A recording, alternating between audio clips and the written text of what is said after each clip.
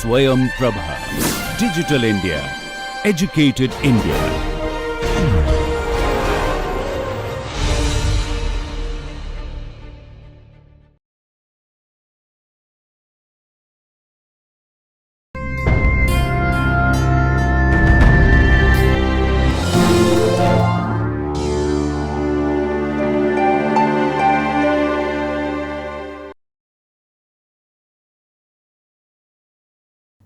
Hi, today we'll be discussing the novel The Trotter Nama by Alan Seeley. Alan Seeley was born in 1951 in Allahabad. He grew up in Lucknow, but he also had spent a significant amount of time outside India in New Zealand and other places. The Trotter Nama, a chronicle, is his first novel. It was published in 1988. His other works include The Everest Hotel, which was nominated for a Booker Prize, The Brain Fever Bird, and Zilaldin, his most recent one. The novel The Trotter Nama fits squarely in the period of modern post-colonial writers in India, along with his contemporaries like Salman Rushdie, Desani, Vikram Chandra, and the others. The title, The Trotter Nama, can be equivalent to the epic of the trotters or the chronicle of the trotters. Alan Seeley chooses the form of the Nama, which is a traditional Indian way of telling history, especially as we can see in the Akbar Nama, which is one of the most important medieval accounts of medieval Indian history that we have today. So even in this form, his choice of form, the Nama, we can see a very conscious attempt to situate himself in a particular kind of literary history. The Trotter Nama borrows a lot of features of the Nama form and incorporates it into a modern retelling of the nation. The Trotter Nama, what it sets out to do is quite vast and epic in its ambition, because we see that Alan Seeley in a way is trying to rewrite history, not just of the nation like Salman Rushdie does with his Midnight's Children, but also by using rewriting of the Anglo-Indian community, and in a way writing them into Indian history by removing them from the margins and placing them in the center of the way Indian history is narrated, the way Indian literary history is narrated. So it is a very ambitious project that Alan Seeley sets out to make with this novel. So he, first of all, like I said, it's a retelling of the nation from the perspective of the margins, and in this particular case, from the perspective of the Anglo-Indian community. But also for the Anglo-Indian, a rewriting of Anglo-Indian history itself, which until this period we see a lot of tragic, realist sort of conventions in which Anglo-Indian history is being told. For example, you see Frank Anthony's Britain's Betrayal in India. So Alan Seeley here rewrites several of these conventional understanding of history, of nationhood, of community, of what Anglo-Indian means, of who the Anglo-Indian community is, of what it means to be part of a national history and what it takes to be a part of a history of the nation. So in many ways he's writing into places of absence, places of where things have disappeared from history or forgotten. He's writing into those kind of spaces with this work called The Trotter Nama.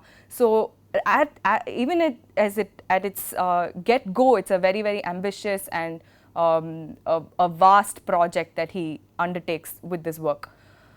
So it is dedicated, right at the start you see that the work is dedicated to the other Anglo-Indians. So you're also aware from the start that the book itself, or the Trotter Nama itself, is aware of its otherness, of its position in the margins, but it's also making you question the ways in which we identify the other, or the ways in which the other is identified in the post-colonial nation.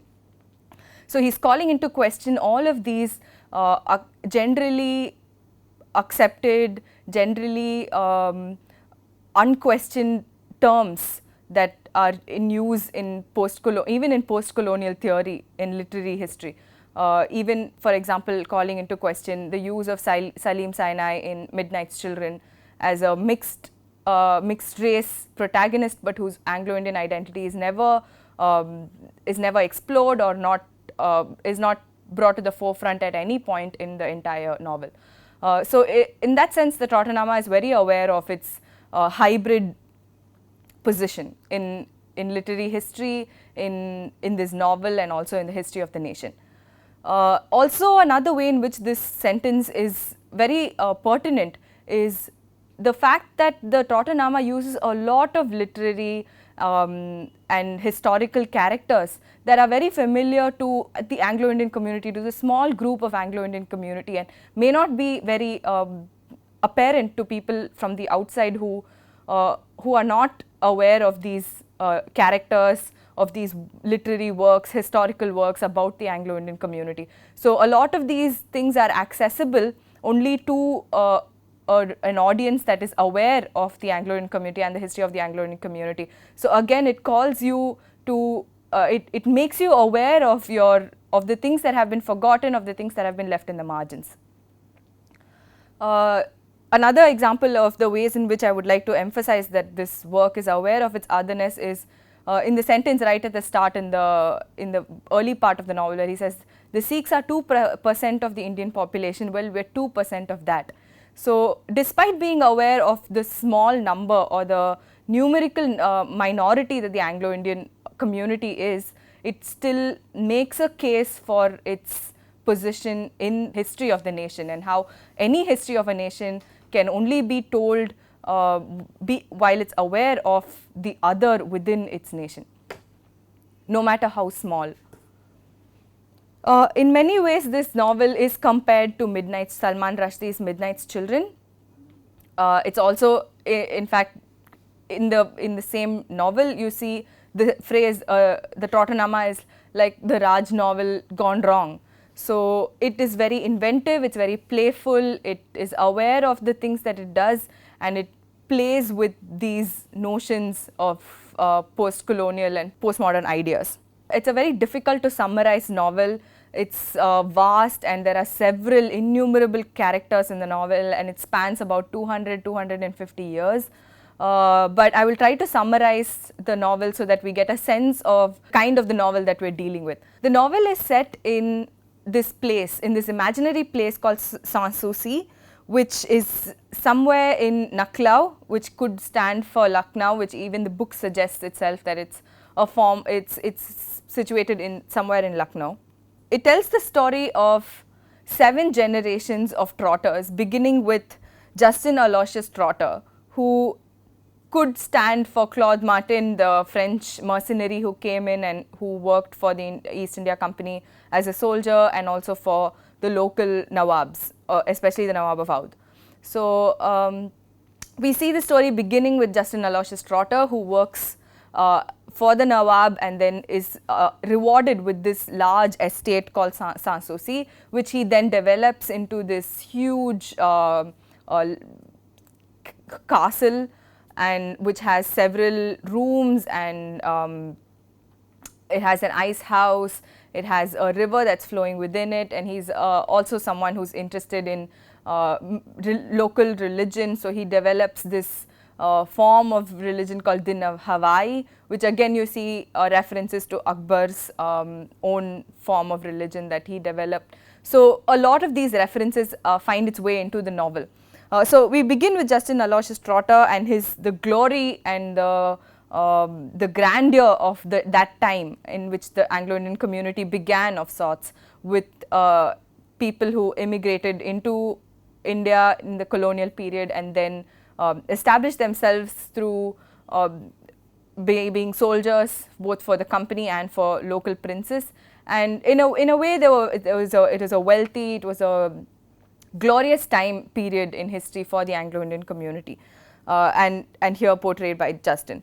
And then you see his son Mike, who is also a soldier who follows in his father's footsteps, and then we see several other generations of trotters who become soldiers, poets, painters, politicians, and even one dhoti-clad nationalist politician in this family tree. It is the story of a great house called the Trotters, who then slowly over time expand, they grow, their growth, the glory of this house, and also the steady decline and the eventual poverty in which this community ends itself, is kind of the story that the novel portrays.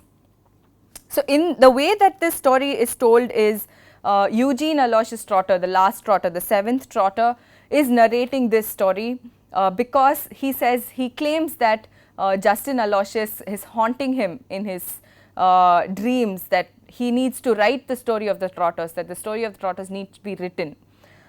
So, we see Eugene taking up this quite reluctantly to narrate the story of the Trotters. And so he puts together this large narrative with epic elements and with really with includes the whole gamut of characters from Anglo-Indian history and Indian history. So that's the story of the Trotter Nama itself. Now the way that this story is narrated is very significant because the novel is part of the postmodern historiographic metafiction genre. We see an unreliable narrator, Eugene Trotter himself seems to be quite unreliable. He is very notorious. He seems to be running away from something or someone, which we then later realize that he has been dealing with several illegal and fake art, selling art in an illegal way and then earning money through that, and he's running away from goons who are after him. So we see this very unreliable, notorious kind of narrator, Eugene, who is telling you this story. And also to Eugene, the story comes, he claims, through birds. The different birds come and narrate different parts of the story. Then that's how it goes. And throughout the novel itself, you see different ways in which the story is narrated. You see in one place where he says he went out and collected all these histories, that he worked hard at it. And then you see this other place where these birds just come and tell him this and that. So there are a whole range of narrators that you find indulging in the telling of this story. It's also a non-linear narrative. It jumps between different time scales, and there are callbacks, and you see flashbacks to different times. Though more or less it goes from Justin Aloysius' time until Eugene's time. It's also circular in a sense that it starts with Eugene giving this manuscript of this book to a co-traveler in his aeroplane, and then in the end you come back to this co-traveler having read this entire novel and then seeing Eugene again and talking to him about it. So it is circular, but also you see a sort of a timeline that you can follow in a way from Justin until Eugene. But a bulk of the book is dedicated to the period of glory of Justin, Mike, and Charles, and so on. After that, the number of characters also increase significantly, and the number of events and begin to take a very fast pace, and you also get a sense of the quickening of history at that period between the 1900s and in the post-independence period. So there's a quickening of events which you get a very real feel for in the novel by the number of things that happen consecutively. It uses the form of pastiche by having a lot of interspersed with lots of asides.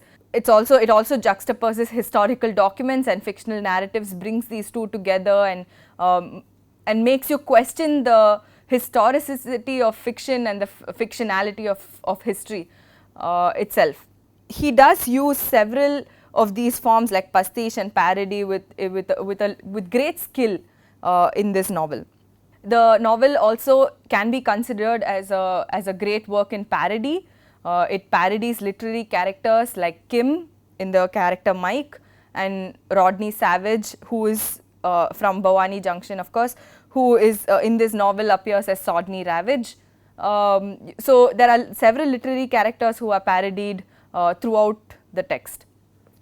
And you also find historical characters, especially from the gamut of Anglo-Indian historical figures who had who still hold great respect within the community. For example, Henry de Rosio, James Skinner, Cedric Dover, and people like that who also appear with different names or slightly modified names. For example, Cedric Dover is Cedric Khan Trotter in the novel. And Henry de Rosio also has a very similar sounding name in the novel. So you can very easily understand that it's a very specific kind of parody of specific characters. So you also find callbacks to mythological characters like Krishna in the character of Mike. So also we should remember that single characters hold a lot of different significances as well. For example, Mike himself is a reference to the Kim from Rudyard Kipling, is also very similar to the historical figure of James Skinner and also the mythological figure of Krishna. So there are several different elements that are being brought into this one character of Mike. So that's how rich and vast and deep the references and intertextuality of this text is, which we have to remember when we look into a text of this sort from this period in time where postmodern and post-colonial writing becomes very important. One of the primary concerns of this novel is history, or the theme of history. He calls history in this novel a foul substance, and in a way the Trotter Nama itself is a counter or a challenge to traditional history writing and historiography itself. So we see history and the chronicle, or the history and the Nama, being juxtaposed and being challenged one with another. Is juxtaposed with the writing of history, which is considered scientific, acceptable and mainstream, whereas the chronicle is more unreliable and relies on memory and legends in order to tell its version itself. So we see also a section in the novel called How to Make History and Be Remembered. So he talks about this ways in which that we can, what one needs to do in order to get into the books of history, and who one needs to be in order to get into the books of history. For example, in the story of the First War of Indian Independence, and what was then called the Sepoy Mutiny, you see an Anglo-Indian character who claims that without him the whole story could have been very, very different, because he went out and saved and sent a message to the British armies, and they were able to come and save the Lucknow residency. So while this is true, there was a character who did significantly contribute towards saving lives in the Lucknow residency. We don't see several mentions of that in either imperial history or in our Indian history itself, both because it's quite inconvenient to use in Indian history, and it's inconvenient to use in both Indian and imperial history, owing to the mixed race status of these Anglo-Indians themselves. How can one become part of history is something that this novel is very conscious about. Another example is the one I've quoted here: the well whose horrors, unlike those of the black hole of Calcutta, were real, would one day disappear from Indian history, proving that while Britons were skilled at seeing what was not there, Indians would become adept at not seeing what was. This refers to the well in the Lucknow residency, where several women and children were murdered during the First War of Indian Independence. So again, it's a very inconvenient story to include in our histories, and therefore it's one that is forgotten. Seeley tries to emphasize the pastness and the inaccessibility of the past, no matter in what form it comes, whether it's history or chronicle, and how the only way in which these kind of histories, like the well, is only available through us through strenuous verbal reinvention, like the one that Alan Seeley himself indulges in this work called the Trotter Nama. So we see that this text is something that attempts to rewrite and reinvent history through the form of a chronicle, to present the form of the chronicle as an alternate to this overarching and this extremely powerful and suppressive form called history itself, history with a capital H. So that's the kind of text that this is, but also we should remember that it's very aware of its own limitations, because as the novel progresses, we see that it declines, the generation of Trotters and the Trotter family declines into poverty, and it's people, they're scattered all around the world, and there is really no Trotter family to speak of anymore, and Eugene himself says that he is the last Trotter. So while it does present an alternate form that we can, through which we can access this unknowable and almost invisible past, it is also very aware that the power of history itself is so vast that, or so great, that the truth that you can't hide from is that the community has become a lot more scattered, the community has become, has forgotten its own history, the nation has forgotten the community, and all of these are inescapable in a form, and that is really brought into the text in the way that the novel ends, especially in the last few lines of the novel where it says, "To tell you the truth, I made up the whole line. I mean joining up all those trotters like that."